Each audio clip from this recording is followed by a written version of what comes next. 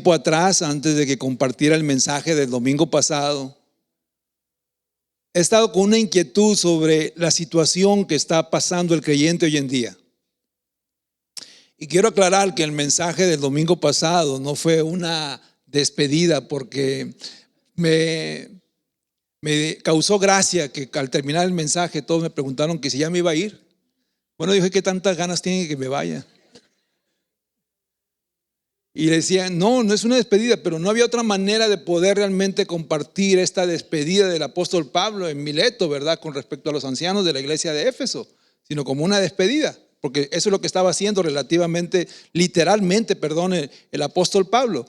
Pero más bien, este mensaje era de un sentir de preocupación por la iglesia y el rol de todos los que servimos en ella. Y eso automáticamente nos lleva a todos a una responsabilidad de hacer algo al respecto. Y si hay algo que puede cambiar cualquier situación de una iglesia, es la palabra de Dios. Porque la palabra de Dios nos da dirección. La palabra de Dios nos ubica con respecto a lo que todos debemos de hacer y todo lo que debemos de atender. La palabra de Dios. Siendo franco, yo traía esa inquietud, pero no sabía cómo plasmarla para poderla compartir. Y de pronto, leyendo, llegó el recurso a mis manos, ¿verdad? Un libro que lleva por nombre precisamente el nombre de esta serie que vamos a iniciar el día de hoy, que se llama Volveos a mí, un llamado urgente. Ese es el título del libro también. Así que no le quiero quitar el mérito, ¿verdad?, a este libro. Así que durante esta serie me estaré apoyando en algunos pasajes de este libro que lo comencé a leer hace unos días y ya creo que me lo voy a terminar en unos días más, pero me estaré apoyando en algunos pasajes de este libro. Y el mensaje de este día quizás solamente va a ser el preámbulo de esta serie para dejar sentadas las bases acerca de la importancia, de lo necesario, de lo urgente de hablar de este tema. De que hay cosas que nosotros tenemos que atender, de que hay cosas que nosotros tenemos que recuperar y volvernos a ellas. Y la cita base en el cual está inspirada esta serie, se encuentra en Zacarías 1:3. Y dice la palabra de la siguiente manera: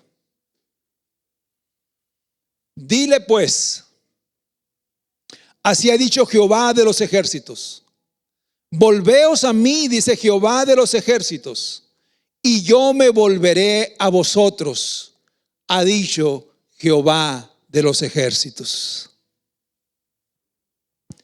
Padre Celestial, en esta mañana estamos delante de ti. Y yo te pido, Señor, que desde este día, Señor, que está iniciando esta serie, sea tu mismo Santo Espíritu, Señor, el que ponga palabras en mis labios, Señor. Que yo no hable de mi propia cuenta, sino que verdaderamente, Señor, sea solamente un instrumento para que tú, mi Dios, traigas la palabra que tu iglesia necesita. En el nombre de Jesús te lo pido, Señor. Ayúdanos a digerir la palabra. Ayúdanos, mi Dios, a desmenuzar la palabra.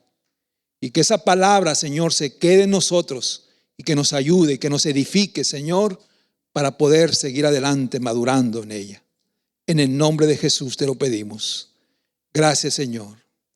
Gracias, Dios. Amén y amén. Para nadie es secreto que estamos viviendo tiempos de gran oscuridad. De gran oscuridad y de gran confusión. En nuestros días, no importa hacia dónde miremos, a qué área de este planeta queramos voltear, siempre nos vamos a encontrar con un panorama de descomposición social, degradación moral y desvalorización del ideal que Dios soñó para el ser humano. Y el impacto de estas condiciones se ha sentido no solamente a nivel de la sociedad en general, sino también dentro de la misma iglesia.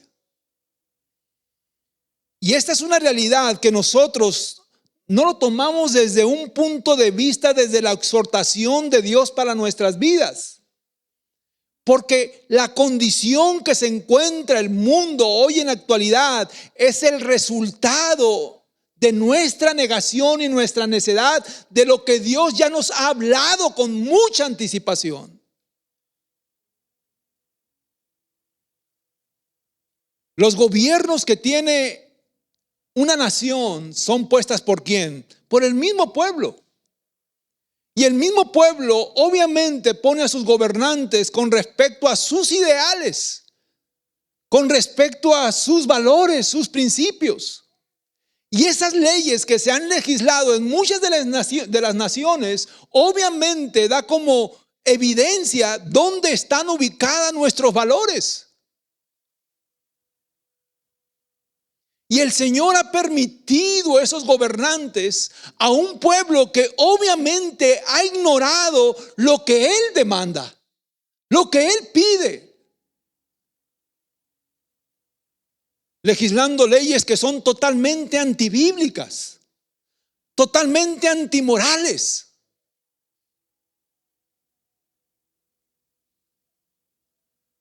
Así que nosotros tenemos que estar despiertos con respecto a la exhortación de Dios para nuestras vidas, con respecto a la situación que se está viendo en el mundo entero.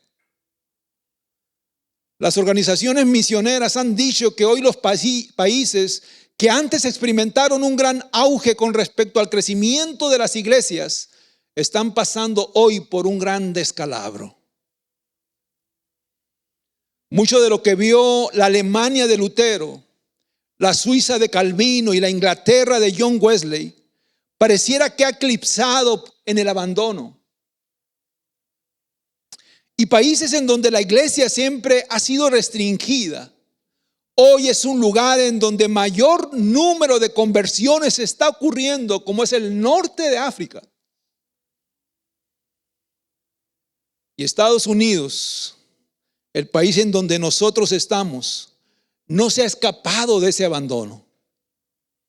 El grupo de investigación Barna realizó un estudio y dice que aunque Estados Unidos experimentó 2 siglos de mucha euforia espiritual, en donde se vio una gran plantación de iglesias desde 1776 a 1976, hoy está sucediendo un fenómeno totalmente opuesto.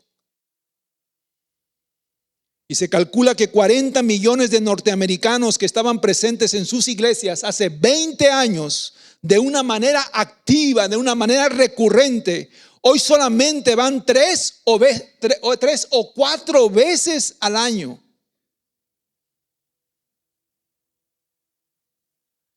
Esas son las personas que hoy ha perdido la iglesia, mayormente la iglesia anglo en los Estados Unidos de Norteamérica.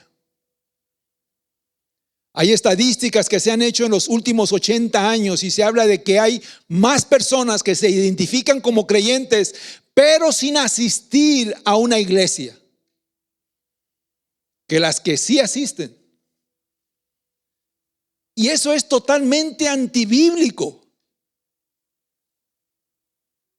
Porque la iglesia, aunque en su historia nos muestra que fue una iglesia perseguida, que fue una iglesia atacada, que no se le permitía de alguna manera ocupar templos, nunca dejó de congregarse.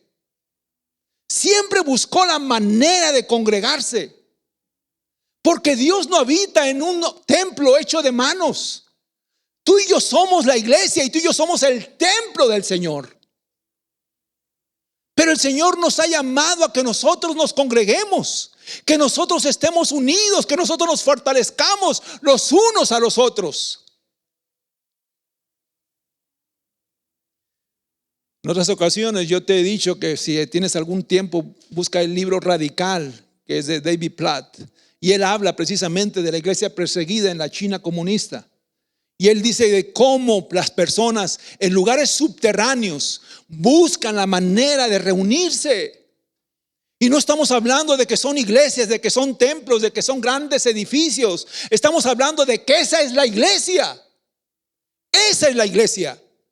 Aunque tú y yo estemos debajo de un guamuchil, le iba a decir, ustedes no saben lo que es un guamuchil, pero de un árbol, pues.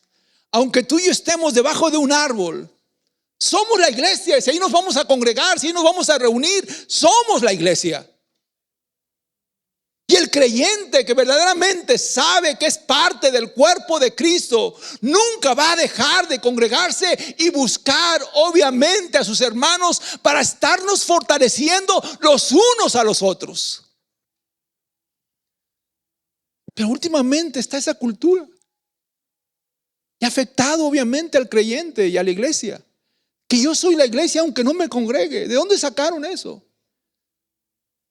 ¿Qué comieron que les hizo daño? Y ciertamente hay muchos factores que son las causas de esta realidad. Muchos consideran a la iglesia obsoleta e irrelevante, innecesaria. Otros ven a la iglesia poco confiable con respecto a la institución en donde yo puedo depositar mi confianza. Por tantos escándalos, por tantos abusos, por tantas manipulaciones que han dañado y han decepcionado. Y que no podemos tampoco taparlas. Otros por su poca disposición a involucrarse en una comunidad en donde seguramente los va a exhibir y los va a orillar a un rendimiento de cuentas y testimonio.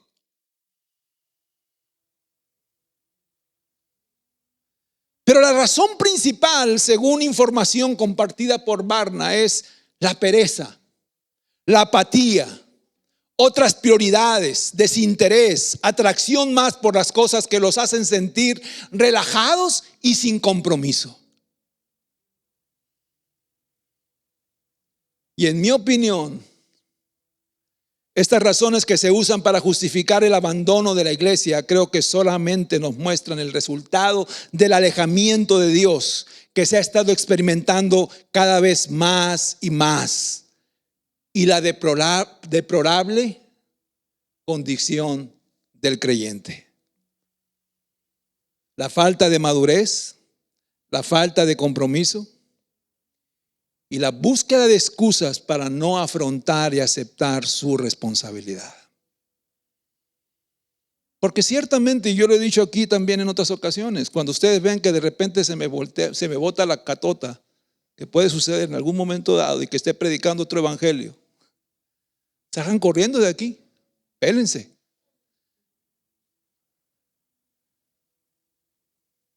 Así que habrá ocasiones en que una persona tenga razones justificadas, obviamente, para salir de un lugar que se ha extraviado, irse a otro lugar para seguirse nutriendo y seguir creciendo y seguir madurando.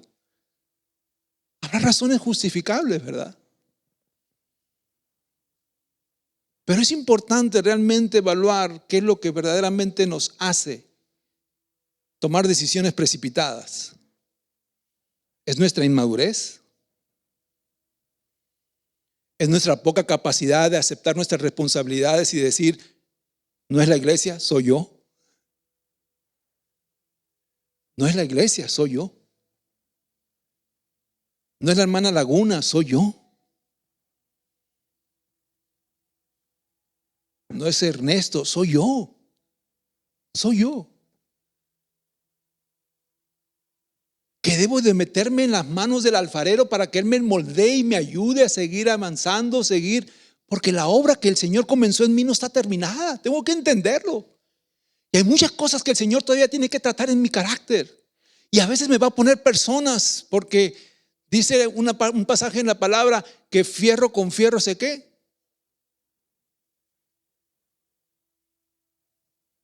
Y esas situaciones, esas diferencias nos hacen crecer, madurar y de alguna manera crecer en nuestro carácter cristiano.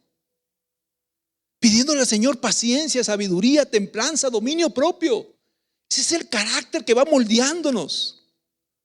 Pero a veces no queremos meternos en las manos del alfarero y se nos hace más fácil cambiarnos de iglesia.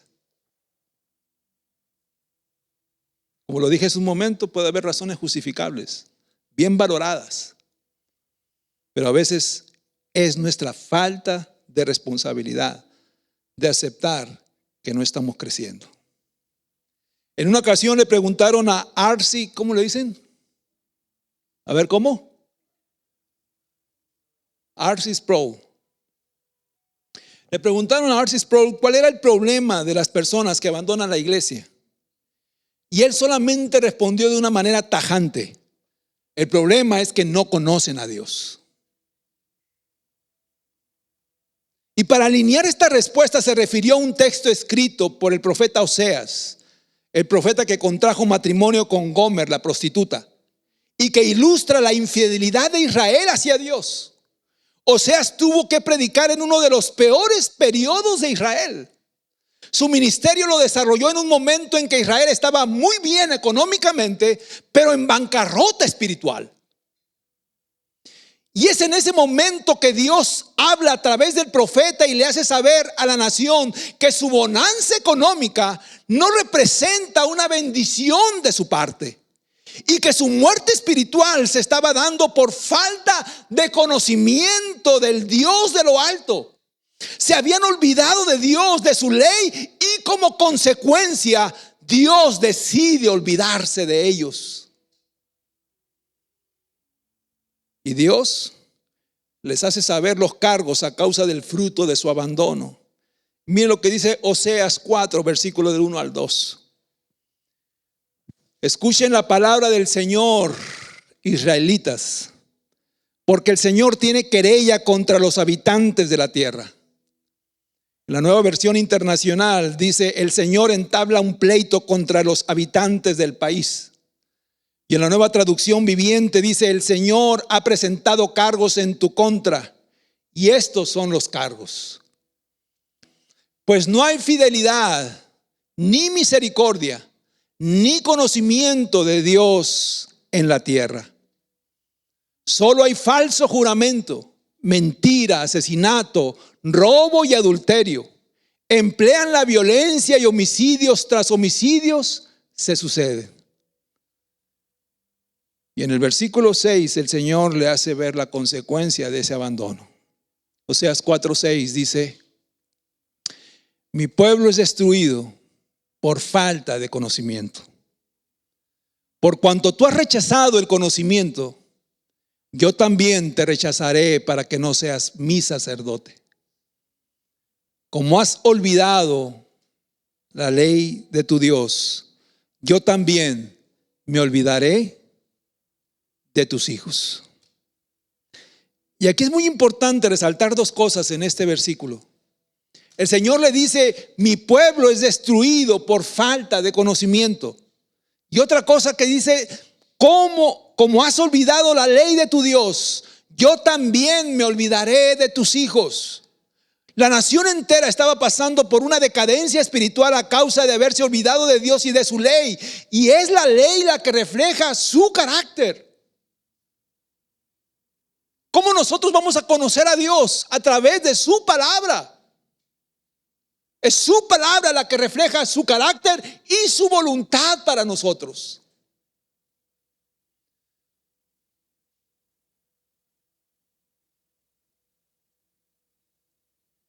La ley de Dios no era enseñada, el dador de la ley no era conocido y la nación entera se había apartado.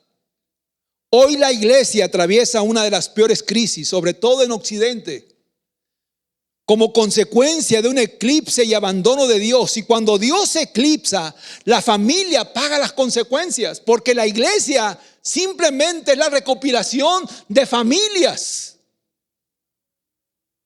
Es aquí donde las familias se reúnen.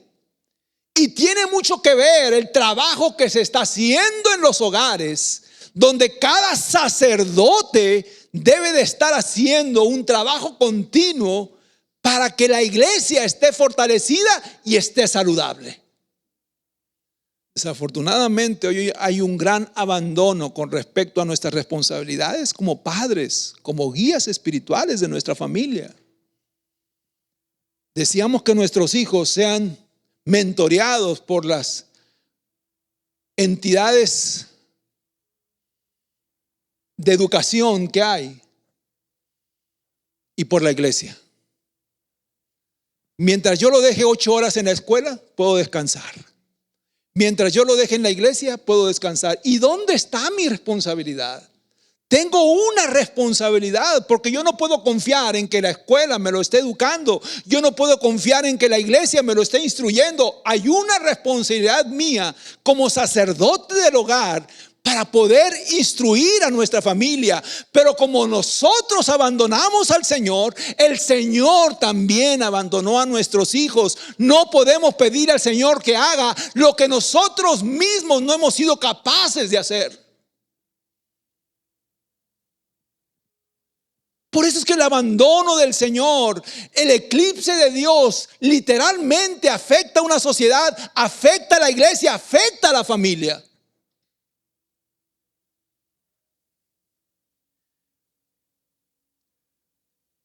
Hoy la iglesia atraviesa por esas crisis. Y cuando Dios es eclipsado, la familia paga las consecuencias.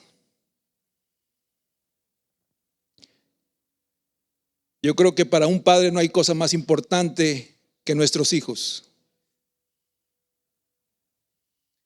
Y hoy hay una cultura de querer ser amigos de nuestros hijos.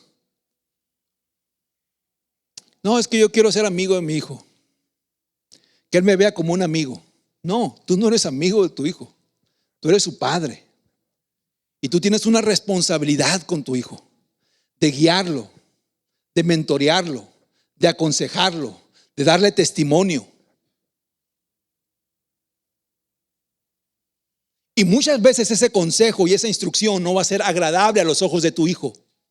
Y tu hijo quizás a veces, en lugar de verte como un amigo, te va a ver como lo contrario. Porque dice la Escritura que la necedad está ligada ¿a dónde? Al corazón del muchacho. En esa inmadurez, en esa falta de experiencia, en esa falta de entendimiento, en esa falta de cordura, muchas veces nuestros hijos no dimensionan a veces lo que es mejor para ellos. Pero tú como padre, como madre, eres responsable obviamente de aconsejar todo aquello que a tu hijo lo va a alinear a la voluntad y al propósito de Dios. Porque si tú estás interesado por tu alma, cuanto más tú también debes de estar interesado por la alma de tu hijo. Amén. Y a veces eso no va a ser agradable a los oídos de nuestros hijos. Yo no sé por qué me desvié, ya fue un chispazo. Y el simple hecho de conocer las experiencias que pasó el pueblo de Israel en ese tiempo debería de ser suficiente para nosotros de no repetir el mismo proceder. Se dice que la historia que se olvida tiende a repetirse. Primera de Corintios 10:11 dice: estas cosas les sucedieron como ejemplo y fueron escritas como enseñanza para nosotros, para quienes ha llegado el fin de los siglos. Pero la verdad es que no ha sido así. Al parecer la iglesia no ha aprendido, a pesar de que hemos visto los descalabros del pasado, los descuidos del pasado, el abandono del pasado. La iglesia mayormente en Occidente a partir, y discúlpenme porque voy a estar dando muchas estadísticas, mucha información en este día, porque les dije, voy a sentar las bases de por qué es importante comenzar nosotros a despertar en esta área. La iglesia mayormente en Occidente a partir de los 90 comenzó a perder mucho la centralidad de la palabra y descansar más en la psicología, la sociología y el humanismo, buscando hacer la iglesia más relevante y atractiva para la sociedad. Y con ello perdió su fuerza y su rumbo en lo que verdaderamente forma una iglesia, que es la predicación de su palabra y el evangelio que define a la iglesia. Y cuando la iglesia se aleja de la palabra, sufre las consecuencias de ese alejamiento. Y mucho de lo que hoy está ocurriendo es el resultado de eso. Y en ese contexto hace eco el pasaje de Jeremías 2:13. Dice Jeremías 2:13: porque dos males ha hecho mi pueblo. Me han abandonado a mí, fuente de agua viva. Y han cavado para sí cisternas agrietadas que no retienen el agua. Solamente la palabra del Señor es viva y eficaz. Y el Señor siempre la envía para que tú y yo seamos bendecidos por medio de ella. A veces nos va a exhortar. A veces nos va a hablar y nos va a confrontar de una manera dura porque es lo que necesitamos. A veces nos va a fortalecer. A veces nos va a dar claridad con respecto a muchas cosas que de repente nos pueden extraviar. Creo yo que muchas iglesias han caído en esta situación y la mayoría bajo presión del fenómeno de mega iglesias. Al medir el fruto por la cantidad de personas que se reúnen ahí preguntándose, ¿qué es lo que tiene esta iglesia que puede reunir a 1,000 o 2,000 gentes o más personas? ¿Qué debemos de hacer nosotros para llegar a ese nivel? Y cuando tú estudias qué es lo que estas iglesias están haciendo para captar tanta gente, y no quiero generalizar, ¿verdad? Pero en la mayoría sí sucede ese fenómeno. Te das cuenta de que es más mercadotecnia que cualquier otra cosa. Muy poca Biblia, muy poco pastoreo, muy poca conexión con la gente, con la necesidad de la gente y mucha mercadotecnia.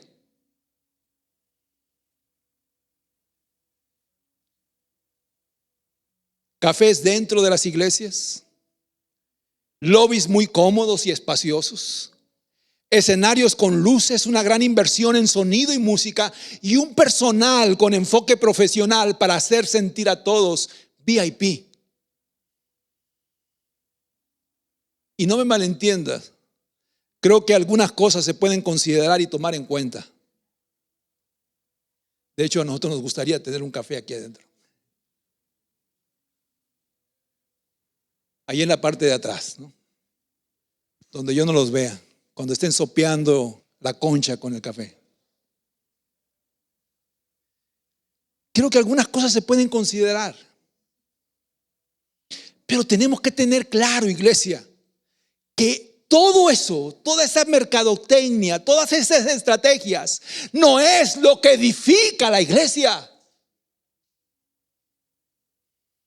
Porque esas cosas son pragmáticas, que solamente se enfocan en resultados numéricos, pero son como la espuma que crecen rápidamente y luego se desvanece en la vida del creyente. Nos hace sentir bien, pero luego se desvanece. Alguien dijo que las cosas que usas para atraer a la gente, debes de mejorarlas para mantener a esa misma gente. Porque si solamente se está usando la mercadotecnia para atraerlas, esta debe de irse desarrollando y renovando cada vez más y más. Y el día que las personas ven otro lugar que se está haciendo las cosas mucho más atractivas en esa área, es muy seguramente que esas mismas personas que tú te atrajiste bajo esos medios se van a ir para allá. Porque solamente fueron atraídos por el bluff.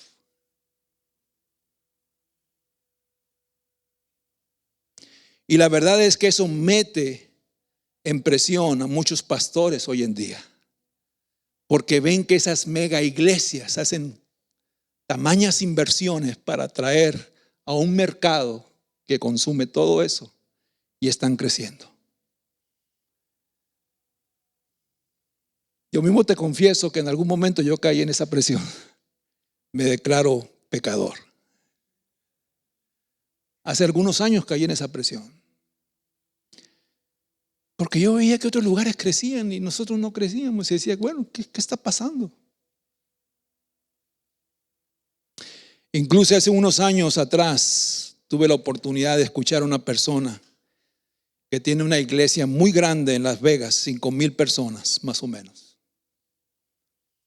Y fui a un taller que él dio como para explicarnos precisamente a un grupo de pastores. De hecho, no sé si recuerda mi esposa que hubo un tour para donde se recolectó a pastores de esta región que fueran a ir precisamente a ese tour para conocer la iglesia y saber cómo es que ese pastor se convirtió en una mega iglesia.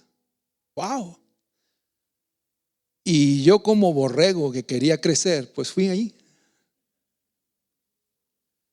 Pero lo que yo encontré en ese lugar no me gustó. Y él comentó que contrató una compañía de desarrollo. Ellos asesoran y hacen estudios, análisis de qué es lo que se tiene que hacer o dejar de hacer, para poder realmente llegar a las personas. Y ellos le recomendaron hacer cambios, no solamente en cuestiones de mercadotecnia, sino en el desarrollo del programa del servicio. Y le dijeron: una buena predicación es una predicación de 20 a 25 minutos, no más. Obviamente yo, como latino, no puedo estar yo en ese, no sé ni qué es eso.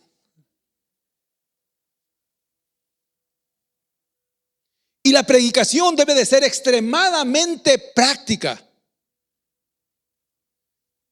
sin ser demasiado bíblica, enfocado a los problemas que hoy la sociedad está pasando. La música tiene que ser lo suficientemente atractiva y apelar a las emociones para que la gente se conecte con ella. Tu imagen debe de ser moderna, fresca, y tu desarrollo en el stage muy espontáneo. Ahí estoy descalificado. La gente debe de sentirse atraída hacia ese lugar.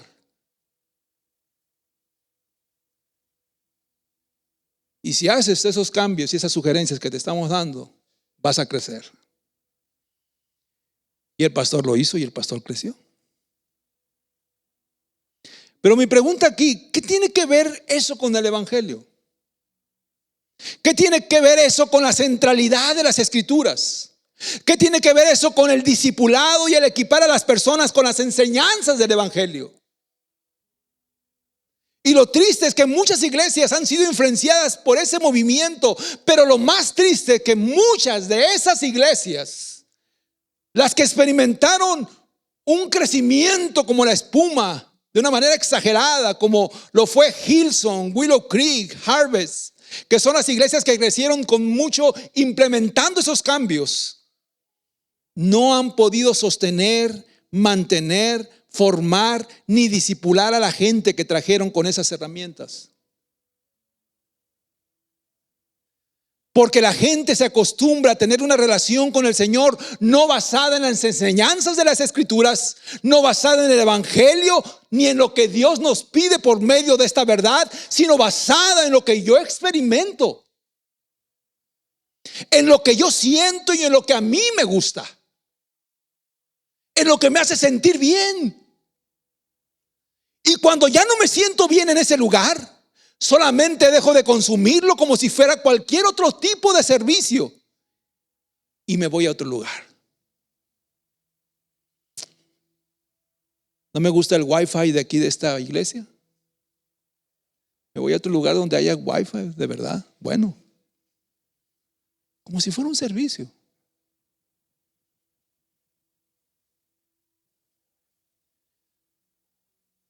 Y es importante hacer recalcar que los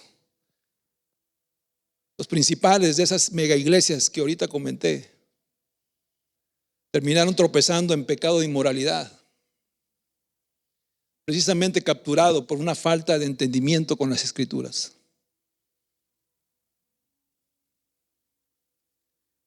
Y esa dinámica o cultura de rotación de gente, de reciclaje, buscando los mejores lugares de entretenimiento, en las iglesias, más que de adiestramiento y capacitación, ha sido en los últimos 20 o 30 años.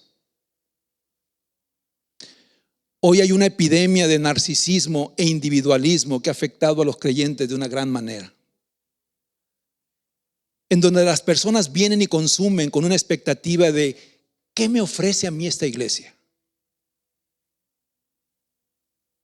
En lugar de venir a sumarse, a dar, a bendecir, a fortalecer a la iglesia. estando firmes en las buenas y en las malas.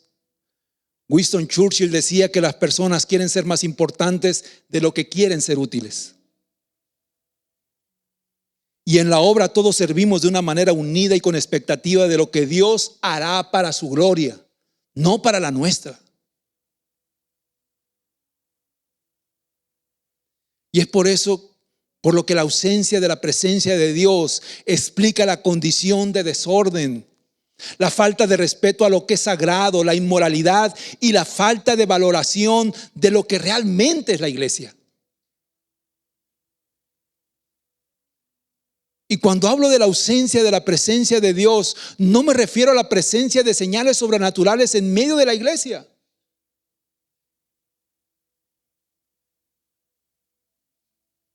Porque conozco muchas personas que se vuelven locas cuando buscando tantas señales medias raras.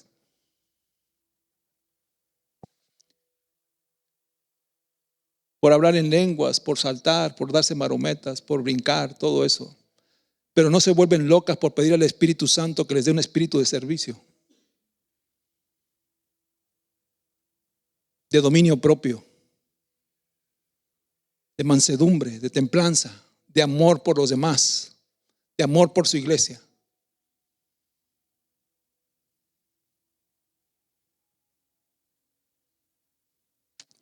Sino más bien a lo que me refiero es a lo que la misma palabra nos dice con respecto a lo que hacía que la iglesia creciera y se expandiera.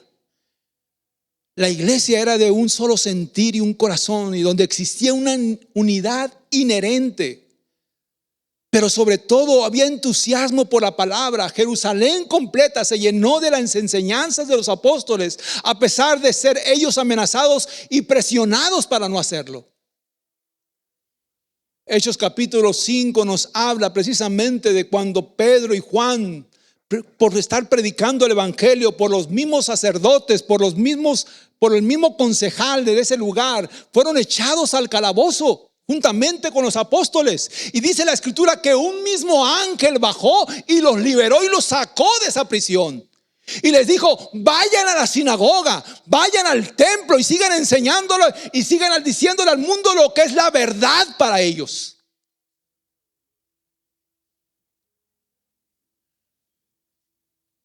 Dice la escritura ahí mismo en el capítulo 5 que cuando los ancianos le dijeron a los alguaciles que fueran por los apóstoles para poderlos enjuiciar, fueron los alguaciles al calabozo y se dieron cuenta de que ya no había nadie ahí. Pero les dijo uno de ellos: no teman, no huyeron, están en el templo enseñando. Y cuando fueron por ellos y que fueron presentados delante del concilio, mire lo que dice Hechos 5, 28 al 29. Lo que el concilio les dice a estos apóstoles: les dimos órdenes estrictas de no continuar enseñando en este nombre, y han llenado a Jerusalén con sus enseñanzas y quieren traer sobre nosotros la sangre de este hombre. Está hablando del alguacil, obviamente, porque había una consecuencia, ¿verdad?, que se le habían escapado los reos. Pero Pedro y los apóstoles respondieron: debemos obedecer a Dios en vez de obedecer a los hombres. A veces el ser bíblico no te va a hacer popular, iglesia. Al contrario, quizás te va a poner en la minoría. Porque a veces nosotros, en la cuestión de ser popular, empezamos a adaptar culturas completamente antibíblicas. Porque lo que se está usando allá, que es lo que de moda, que es lo que verdaderamente está haciendo crecer, es lo que verdaderamente está trayendo a los demás. Pero si no es bíblico, tenemos que nosotros agradar primeramente a Dios antes que a los hombres. Y con eso no te estoy diciendo que vida abundante es la última coca del desierto. No, seríamos muy ególatras si dijéramos: aquí es la única iglesia donde se predica la verdad. No te estoy hablando de eso. Porque creo que todavía hay muchos lugares donde se predica la verdad. Gracias a Dios por ello. Pero hay muchas cosas que son un espejismo. Y que a veces tú y yo no tenemos el discernimiento que nosotros debemos de tener para distinguir entre lo bueno y lo malo, lo que me edifica y lo que me daña. Yo decía el domingo pasado, quizás por tu mente en algún momento te vaya a pasar por, voy a emigrar de este lugar. Y el Señor no nos puso aquí para poner un corral aquí, ni para ponerles un sello de decir, ustedes le pertenecen a vida abundante. No, ustedes le pertenecen a Cristo. Él pagó el precio por ustedes. Lo único que yo te aconsejo es que seas guiado por el Señor, que el Espíritu Santo verdaderamente te haga tomar decisiones correctas. Y también otro caso en los habitantes de Éfeso, cuando comenzaron a abandonar ellos mismos sus prácticas ocultas, cuando ellos comenzaron a quemar todos los libros porque habían escuchado del Evangelio. Dice la Escritura que comenzaron a confesarse los unos a los otros sus pecados, las broncas que traían con respecto al ocultismo. Y cuando escucharon el Evangelio, ¿qué es lo que hace el Evangelio en nuestra vida? Nos quita el velo, la ceguera espiritual que nosotros traemos. Nos enseña la verdad de Cristo. Y cuando esas personas practicantes del ocultismo escucharon el Evangelio poderoso que es para salvación, dice la Escritura que agarraron sus libros. Mira, voy a enseñarte mejor lo que dice el pasaje. Hechos 19, del 19 al 20 dice: muchos de los que practicaban la magia, juntando sus libros, los quemaban a la vista de todos. Calcularon su precio y hallaron que llegaba a 50,000 monedas de plata, 180 kilogramos de plata. Así crecía poderosamente y prevalecía la palabra de Dios. ¿A quién está dando crédito aquí? A la palabra de Dios. Y todo esto sucedía con una sola explicación: la presencia manifestada del poder de Dios. Esa presencia que está donde Él es buscado, donde Él es honrado y donde Él es exaltado. Martin Lloyd-Jones dice que él estaba convencido de que todos los males de la iglesia y de las naciones del mundo entero se debe a una desviación de la palabra de Dios. Todos los problemas a los que nos enfrentamos o que percibimos a nuestro alrededor representan de alguna manera el alejamiento de Dios y de su verdad. La iglesia nació por la predicación de la palabra. La iglesia creció, se expandió y se fortaleció por medio de la predicación de la palabra. Y cuando nosotros dejamos de confiar en la palabra como la autoridad máxima que debe de dirigir la iglesia y en el Dios de la palabra, no podemos esperar que la iglesia continúe creciendo, madurando y dando fruto, sino que se irá debilitando y terminará en el extravío. ¿Podemos crecer? Claro que podemos crecer. Implementando muchas cosas pudiéramos crecer. Pero seríamos como esa higuera que el Señor Jesús vio y que dijo: wow, esta higuera está muy frondosa, llena de follaje verde. ¿Qué dice la Escritura? Que el Señor Jesús, ¿qué buscó? Si se ve bien por fuera, si se ve muy grande, si se ve muy saludable, tiene que tener. Pero no lo encontró. Podemos crecer. Podemos vernos muy bien. Podemos aparentar que todo está bien, pero sin fruto. Y es el Señor el único que puede traer ese fruto.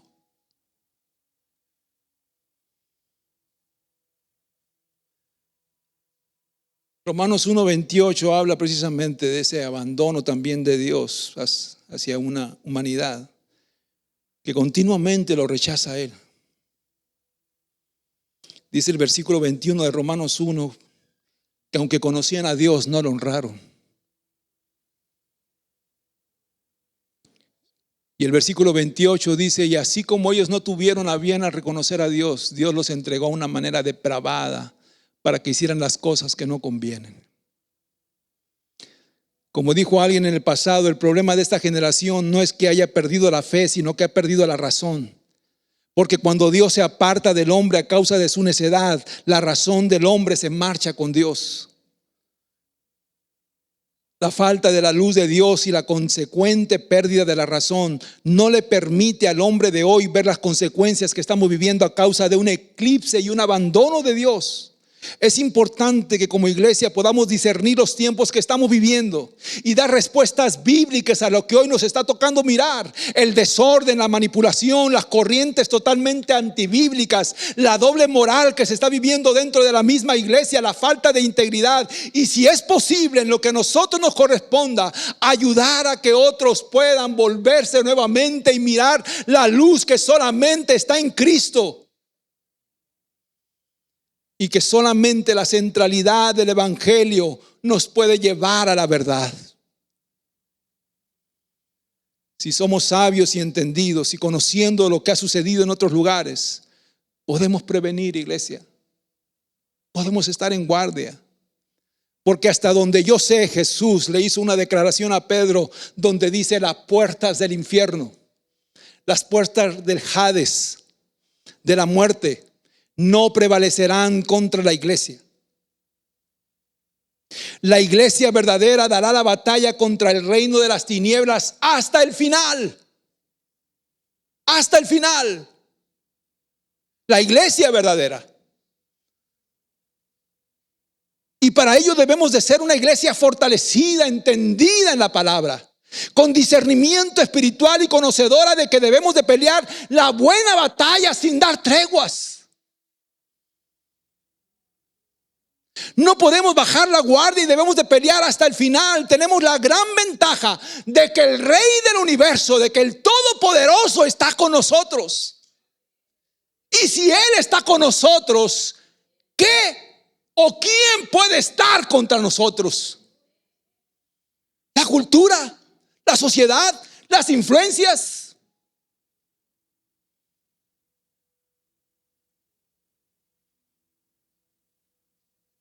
Y termino con esto.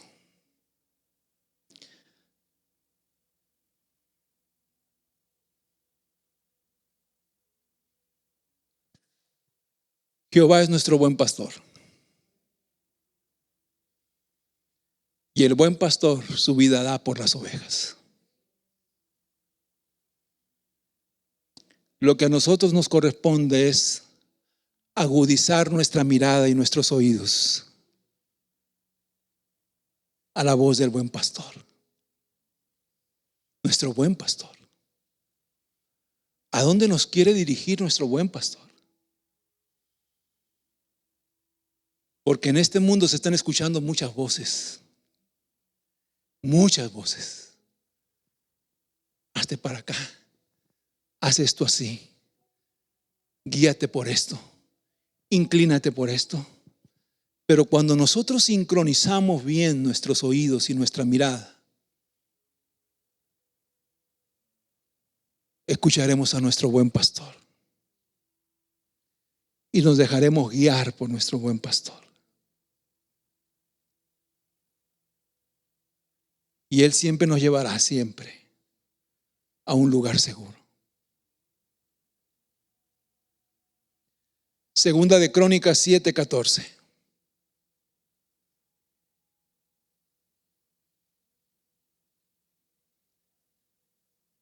Si se humillare mi pueblo, sobre el cual mi nombre es invocado, un pueblo que me busca, un pueblo que se vuelve a mí, y oraren y buscaren mi rostro, y se convirtieran de sus malos caminos, es entonces que yo iré desde los cielos y perdonaré sus pecados y sanaré su tierra. El Señor está haciendo un llamado urgente, iglesia, de volvernos a Él.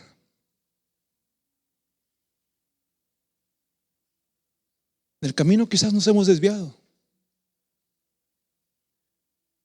En el camino quizás hemos buscado otras cosas más que honrarlo a Él. Pero el Señor, porque nos ama, nos llama y nos dice: vuélvanse a mí, vuélvanse a mí, vuélvanse a mí. Porque ustedes son mi pueblo escogido, son la nación santa, son el real sacerdocio. Quizás de repente algo los extravió como al antiguo Israel. Pero hoy estoy aquí para que ustedes escuchen mi voz.